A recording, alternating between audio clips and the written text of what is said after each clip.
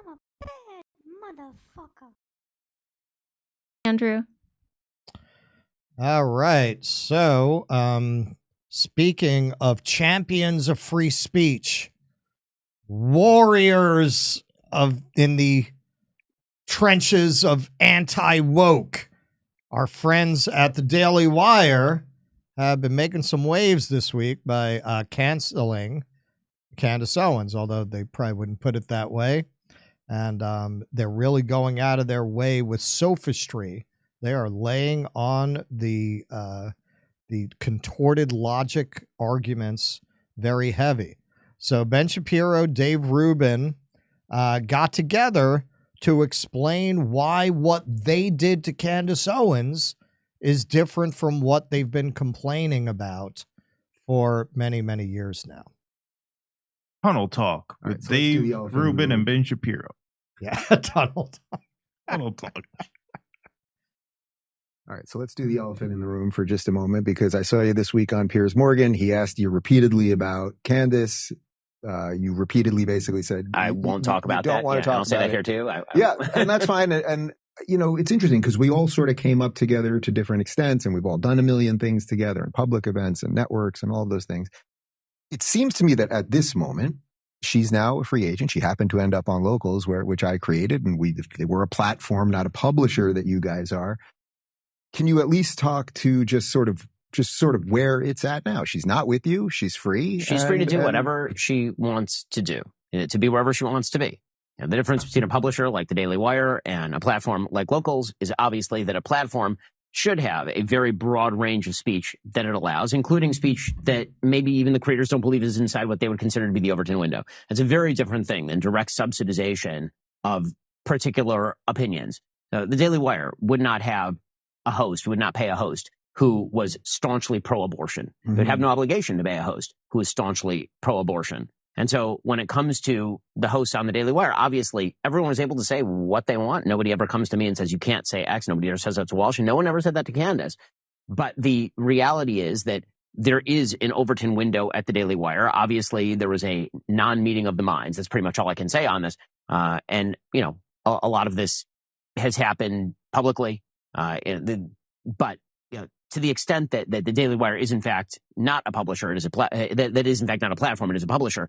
That means that there is no moral obligation for the Daily, and there's no free speech problem with the Daily Wire saying we don't wish to pay a particular host, or that host saying I don't wish to work here anymore, because again, there's a parting of the ways that you know is not really open for discussion at this point. Does it surprise you that so many people, even on our side of this, are confused about that as it relates to free speech and quote unquote cancel culture? Like severing a business tie, as long as you're not throwing someone in jail and they're able to be everywhere else, is not.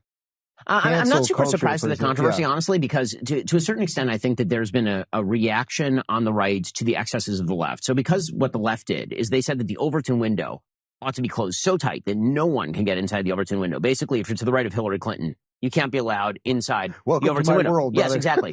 and not just with regard to platforms, but with regard to publishers. So, for example, this week, NBC News deciding that Ronna McDaniel was too much for them. Ronna McDaniel can't work at NBC News. The sacred halls of NBC News must not be sullied by the former head of the RNC. Jen Psaki, however, can have a show on MSNBC despite being the press secretary for the White House 5 seconds ago. Right? The right's response to that is, I think, correct to say you guys have shut the Overton window too tight. But I think some elements of the right have basically said there is no Overton window. The Overton window should be completely exploded with regard not just to platforms, with which I kind of agree, but with regard to publishers. So NBC News not only has an obligation to hire Ronna McDaniel, NBC News has the obligation to hire Alex Jones, for example. Right. Which just makes no sense at a business level beyond free speech. I mean, there's a reason that networks exist. Right, they have editorial positions. Yeah. Daily Wire has a very strong editorial position on a wide variety of issues. And by the way, I should say that, you know, there are a lot of people who are suggesting this is about disagreements over Israel. I mean, I can safely say it is not about disagreements over Israel, to the extent that, without reference to Candace at all here, Matt Walsh has taken the position that America ought not be involved in the Middle East at all. Matt Walsh's position, so far as I understand it, and I've talked to him about it, is that Israel, in a conflict between Israel and Hamas, Israel is obviously a more moral party than the genocidal terrorist group Hamas, but also it's very far away. He doesn't care, and it doesn't involve America. That's just a pure isolationist position. I disagree with it. I think it's wrong. I think that it's short-sighted. But again, he's on our platform that is well within the range of acceptable discourse at the Daily Wire. So, the notion that you have to mirror my exact perspectives on what Israel is doing in Gaza is obviously not true, based on the roster of hosts that we currently have. There are a lot of other factors, obviously, at play. Right. So actually, let's connect that to something else going on that we did. Oh, wow. where to even begin with this? Okay, for one thing, his overall construction here, that it's not a platform, it's a publisher. Agreed.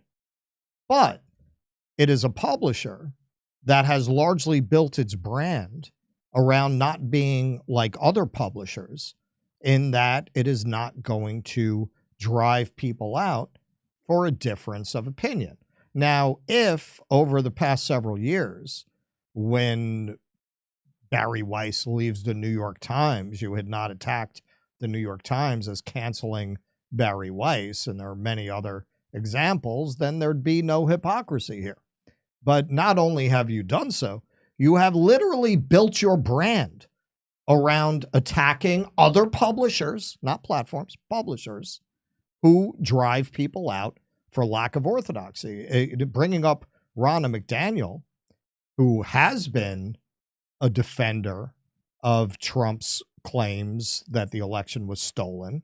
Well, certainly at MSNBC, which is basically the church of liberalism, that is as great an offense as it is at the Daily Wire, a place run by a bunch of fanatically Zionist Jews to appeal to Christians who think Jews need to be in Israel as Jesus bait. That is an equal offense, and they were equally within their rights to get rid of Ronna McDaniel by your logic. Keaton? Yes, they distinguish between platform and publisher at their convenience. At their convenience, right? Yes. When that song, what was the song about shooting the black kids who stole chips from the store? Try that in a small town. Was that it? Yes, right, the yes, real yes. crazy. Right, that song. Country Music TV didn't want to put that video on their channel. Now, they exercise some editorial control. They curate videos. They're a publisher. They are not a platform. If they decide they don't want to show that video, they're within their rights. But that's cancel culture, according to these types, right? Whenever a conservative loses a book deal, right? That's cancel culture, even though in there you're literally talking about a publisher, right? Making a call which books they want they want to put out and which ones they want to pass on. So yeah, I mean, they, like I said, choose to distinguish publisher, platform according to when it suits them to do that. As for the Overton window, yeah, he's allowing an Overton window that basically ends at "it's none of our business." No advocacy for the people of Gaza is allowed on the Daily Wire. Obviously, Matt Walsh's stance on this is that it's none of our business. We should have nothing to do with it. That's as far left as you are allowed to go at the Daily Wire. Although Matt Walsh, it's interesting that, and I assume he mentioned Matt Walsh before Matt Walsh took a stand against Greg Abbott. Matt Walsh has he does a weekly cancellation, and this week he canceled Greg Abbott for creating or attempting to create safe speech zones where pro-Palestinian protest cannot be exercised on their college campuses, I think. And Walsh exoriated him for that as violating free speech. So Matt Walsh is a complicated figure. You know, as somebody who's spoken a lot about transgender medicine and its contradictions and its lack of safety or science, I've drawn on his reporting a lot, and I've always found it to be accurate. There are a lot of things that he believes that I do not. There are a lot of things, you know, I find rather abhorrent in his belief system. But I have never really doubted that he is a person of principle, that he actually believes what he's saying. And I don't think it's a coincidence that he came out right when Candace Owens got fired and decided to take a stand like that. He's not a stupid guy. He's tweaking them. He's tweaking them. I mean, to do that this week, that's almost daring them to fire him. And I would read into that, maybe I'm wrong, he didn't like what happened with Candace Owens.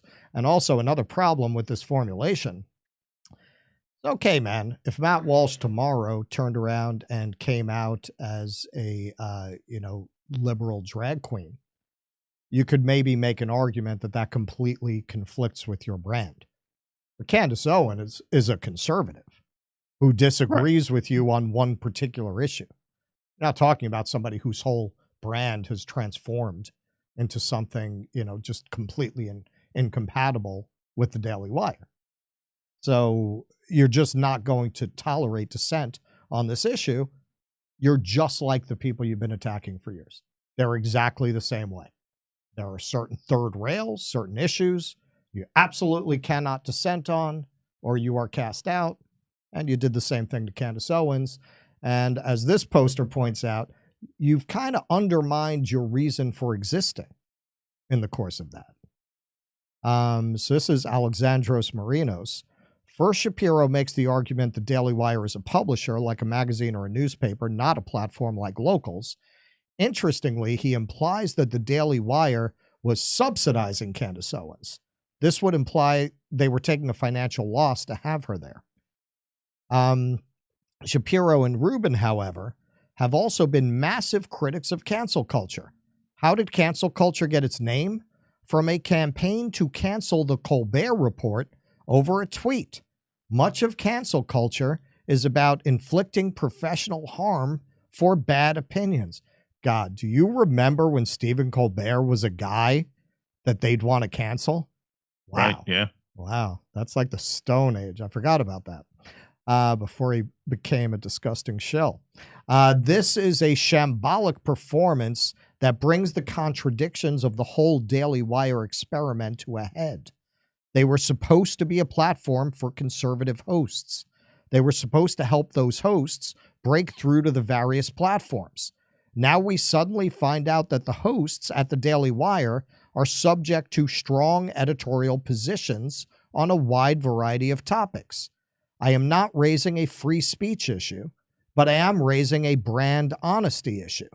When they took in Gina Carano, who was fired for unpopular opinions, was their stance that Disney had a right to define its, quote, range of acceptable opinions, or did they decry it as cancel culture? Selecting the hosts is one thing. Making it clear that the hosts have to stay within the lines acceptable to, let's be honest here, Ben Shapiro is another. From a neutral business advice point of view, the Daily Wire makes a brand promise that it has now forsaken, and as such, will henceforth be seen as yet another media organization whose hosts cannot be trusted to be speaking their mind. Perhaps Daily Wire signed a check they could not cash, but the fact of the matter is that they have done the exact thing they criticized many others for, the thing they got big and successful criticizing. And this is Dave Smith. It's amazing how many people rose to fame by opposing identity politics and cancel culture, who have become the biggest censorship-loving identitarians since a war involving Israel broke out. And that's exactly it. That's exactly it. As soon as this war broke out, much to our disappointment, you found out how many of these people are completely full of shit. What they didn't like were opinions that they agreed with being canceled. They were never against cancellation. Yeah, absolutely. And that thing that Shapiro said about halfway through that video, well, our hosts can say whatever they want within a certain Overton window. Well, that's exactly almost to the letter what YouTube says. We encourage a broad spectrum of opinions and values on our platform. We all know what that means, right? It means within a certain Overton window. Right. And if you step outside of that, even if you don't know you're stepping outside of that, they can shit can you. And that's what happened here. Yeah, no, you can say whatever you want as long as you're okay with Israel bombing Al-Shifa Hospital. Sorry, why am I blurry? Yeah, what happened there? Well, yeah, we were looking the other day. What's his name? Klavan? We did the whole video about... the Christ is King the guy. Christ is thing. Yeah, this is really just blowing apart the contradictions in the whole Daily Wire brand. I mean, I could definitely see Walsh going next based on the video he did this week. If that's not a shot across the bow, I don't know what he could possibly have been thinking to do that literally the week that this Candace Owens thing blew up. Now, I believe Candace Owens will be just fine. If anything, she'll probably be better off professionally. Walsh, does he have that kind of appeal? Does he fit that kind of a niche? I don't know. But again, I don't know. Yesterday was Trans Visibility Day. He'll be eating off that for years. He probably cleaned up yesterday. At least until next year. And then there will be another one. So yeah, there'll be another one. That's true. You got it built in. You might right, be right. Exactly. But it won't fall on Easter next year. It will, like this was the big year. This was a big one for him. He should do a follow-up movie. What is Easter? Yeah, right. Yeah. What is Easter? Yeah. All right. To you, Misha.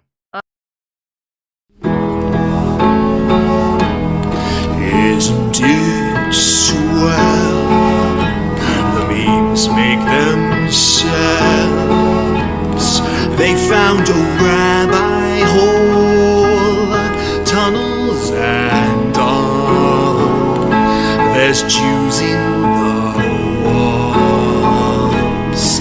Isn't it bliss? The rabbinical grace soiling the mattresses. Well, let me tell you.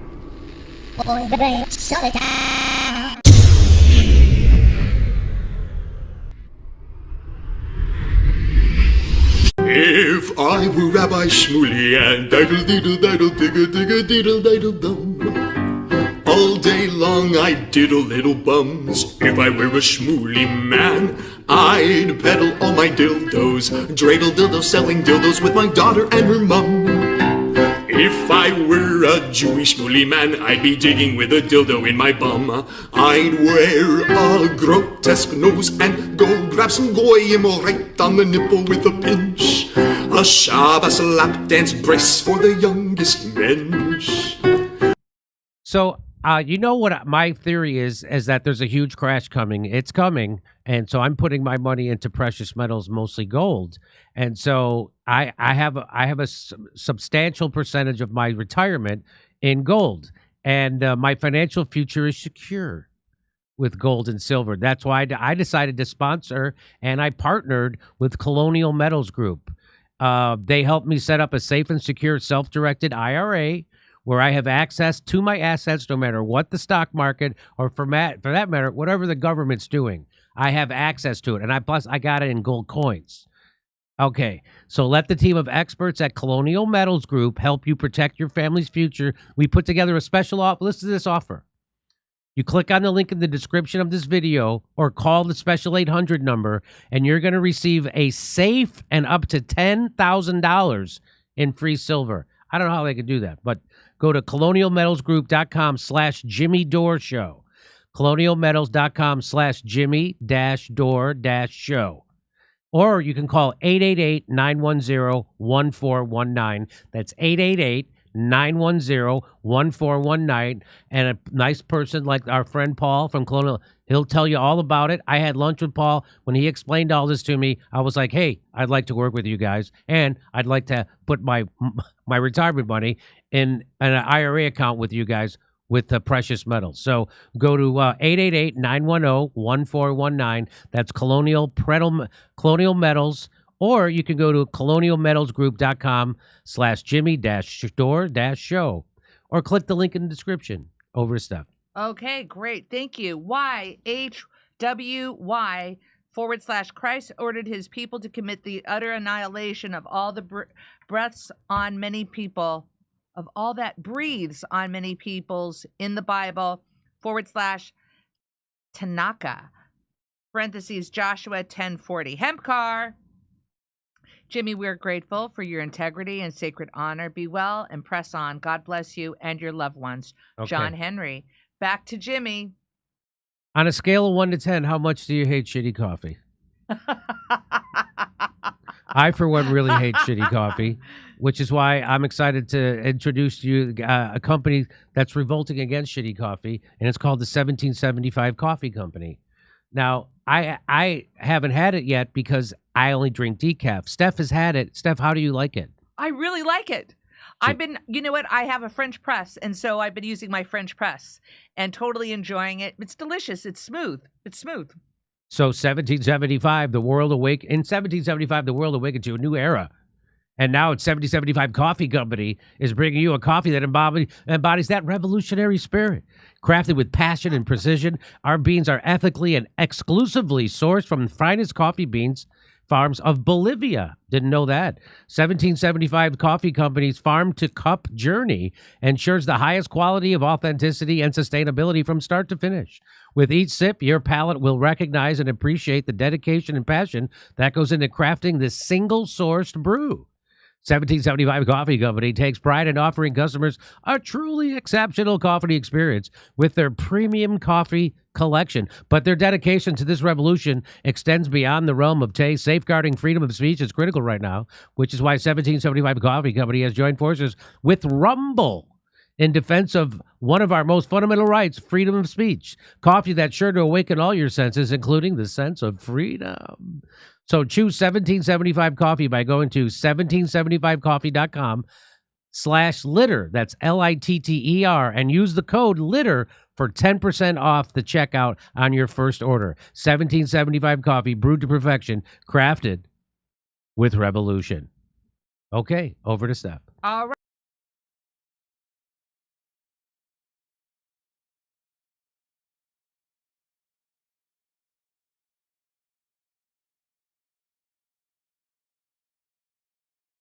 Hey, thanks for checking out our YouTube channel. Subscribe by clicking on that button down there for more AM Joy and the rest of MSNBC. And click on any of the videos right here to watch the latest interviews and highlights. And you can get more videos from MSNBC for free every day with our newsletters. Just visit